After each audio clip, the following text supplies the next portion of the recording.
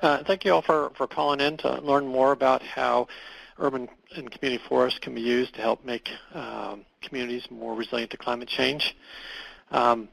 Just to highlight a little bit about Manomet and this project overall, or how it relates to Manomet's core strategy. Our core strategy is really trying to find ways to work with managers of major systems, and by major systems I mean in terms of like natural systems, forest systems, food systems, and economic system, to find ways to help them manage these systems and make our world more sustainable. So today I'm going to talk about Manomet's Weatherwise workbook, a project that we worked on focused in coastal Maine. And I just want to give a short introduction in terms of just reminding people what we're looking at, and echoing some of the things that have already been said today. So, one of the things when we talk about forests, we tend to lose sight of or forget that urban areas are really major drivers of the economy. They're really important. And that urban forests really have this extraordinarily high value with respect to the ecosystem services they deliver compared to other types of forests. And so they're really, really important in how they intersect then with our society. And then I want to highlight some of the key threats to urban and community forests. And variable weather is one of them, with climate change, of course. But you also have to think in terms of other things that come along with that: exotic pest species, invasive plant species, increasing development, which is both an issue of intensification, but also sprawl. And then, of course, the never-ending challenge of declining budgets. I want to talk a little bit just briefly about urban forests and climate change before I talk about the Weatherwise workbook, just to remind people of the kinds of things we're facing. We're all sort of more and more aware of how projections have us, that we're can plan to expect, increased temperatures overall, and especially in the winter, potentially more drought, but also more precipitation in our region, more winter precipitation, and overall more frequent extreme weather that's not going to be very predictable or very knowable, but nonetheless. And overall, what we can anticipate is we are very confident that we're going to see a lot of change, but we're really still unclear about the timing and magnitude of that. It's hard to predict with precision when and what time of when these events are going to happen. And community forests, too, are also going to suffer the brunt of climate change. In our region, I've highlighted 5 different types, 3 of which have a more northerly distribution, and so are slated to be particularly sensitive in our region to climate change. And then oak pine, which is actually a more southern type for our part of the country, is expected to expand. But nonetheless, again, I want to emphasize this notion of change is very likely. The timing and magnitude is really not very certain. That makes it really hard to prepare for climate change. But in all of this, what we can appreciate is that urban forests can be part of a strategy for any community to figure out how to tackle climate change and reduce the impacts of climate change. We know urban forests can be used to moderate storm damage, moderate extreme temperature impacts, reduce peak flows, have some influence on flooding, absorb air pollution, which is slated to increase with climate change, help keep sediment out of water bodies, and several other really important aspects of how urban forests and communities intersect. So it's with this in mind, myself and Ethel Wilkerson at Manomet developed the Weatherwise workbook, which is comprised of 5 worksheets that are, each worksheet is really aimed at a different type of what I would call loosely manager. And so there is a worksheet that's aimed at urban foresters and arborists to help them tackle climate change. There's a worksheet that's actually more focused on land use planners with respect to urban forests and climate change. In our part of the country, community forests are often as not, or actually owned and managed by land trusts, and so we developed a worksheet that's really aimed at land use managers for land trusts, but also there are communities that have also significant community forests as well. And then finally, actually, a relatively short worksheet that's aimed at urban or suburban landowners to help them figure out what they could just do in their small, relatively small parcel of land. And then finally, there's a worksheet that's aimed at rural landowners who own, in our part of the world, significant amounts of private forests. And if they can work towards adapting to climate change, can really make significant contributions overall in their communities to making their communities more resilient. Next, I'm just going to give an overview of what the worksheets cover. You're welcome to go to the links provided in order to find out more details about the worksheets. The worksheets are set up. Each worksheet has 4 steps.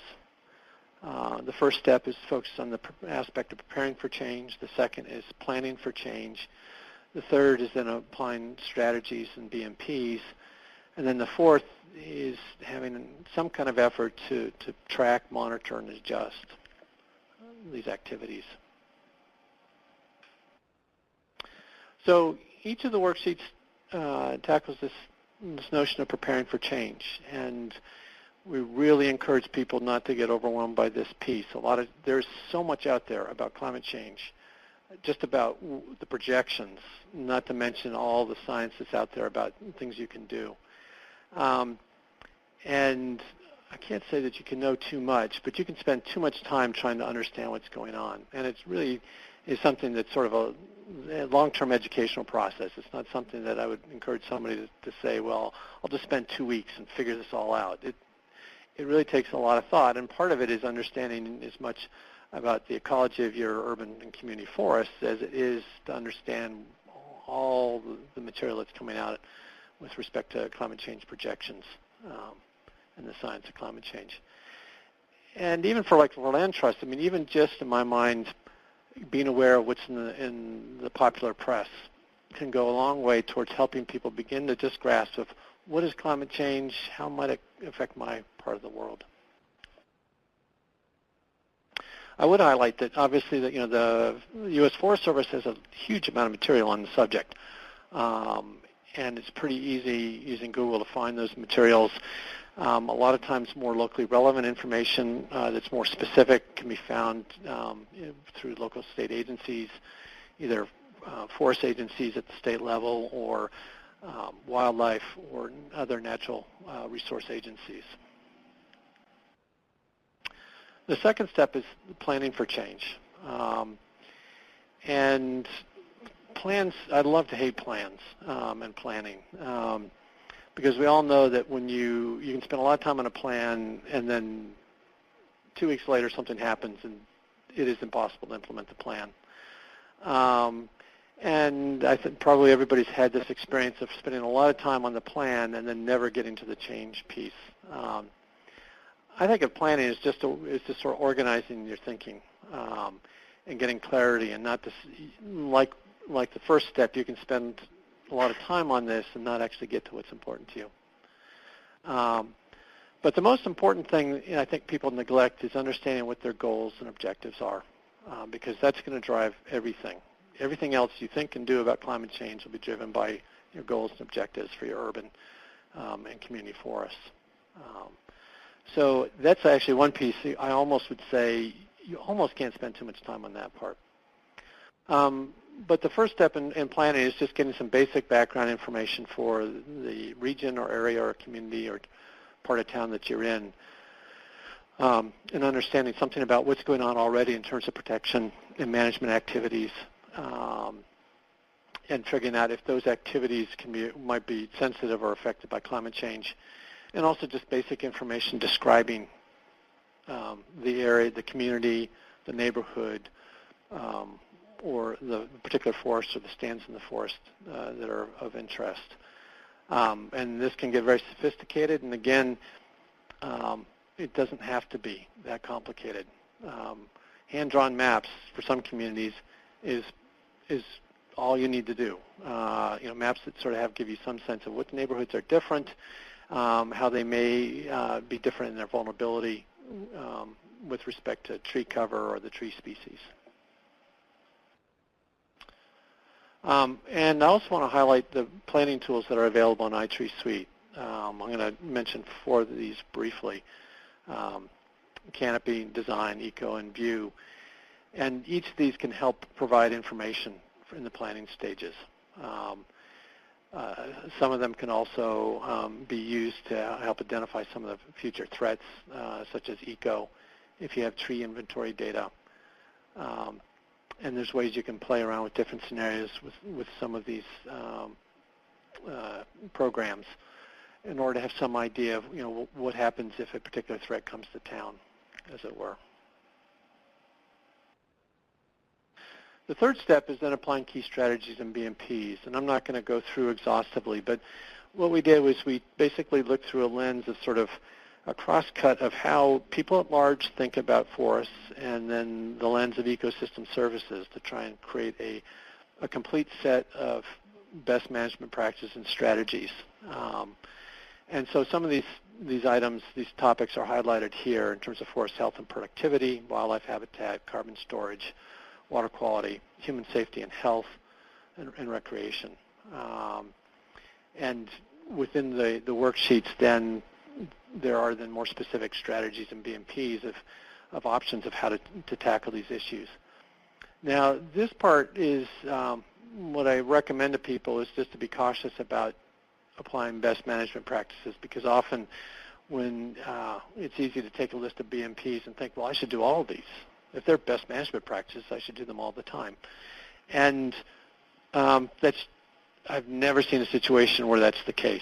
It's a menu of practices that somebody should thoughtfully look at and say, does this fit? Does this make sense? Does this align, first of all, to my goals and objectives? And then second of all, does this practice fit in my system? And then third, does it fit in this particular context?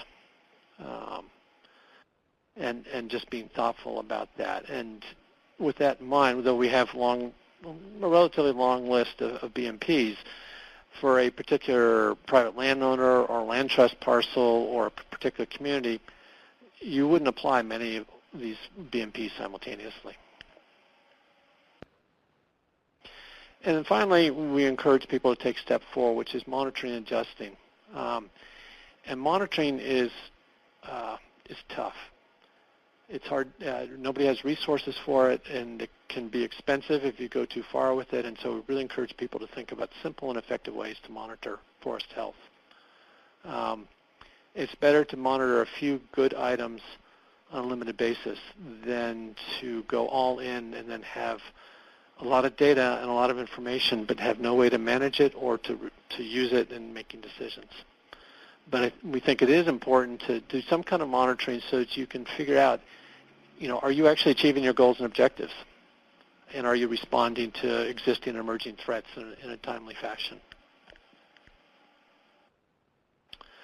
So, there's a couple of workbook themes, focusing on goals and objectives, as I've mentioned several times, overall thinking in terms of preparing for uncertainty and more frequent extreme events. So there's not a lot of precision here. And then focus on increasing forest resiliency. And we all are probably aware of the fact that it's important to, manage exotic species. In a lot of systems, think about road and stream crossings, whether it be in an urban environment or, on a private landowner managing their woodlot. And to think about, tree species and forest types that are likely to be climate change winners and losers, not to manage exclusively for one versus the other, but just to have that awareness and be prepared to apply to changing conditions. And at a starting level, I really recommend people think in terms of no-regret BMPs, which are essentially really good urban and rural forestry practices.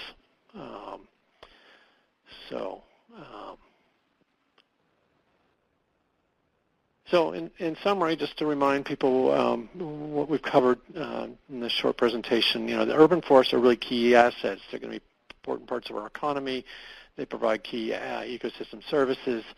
They're vulnerable to climate change. Urban and community forests are vulnerable.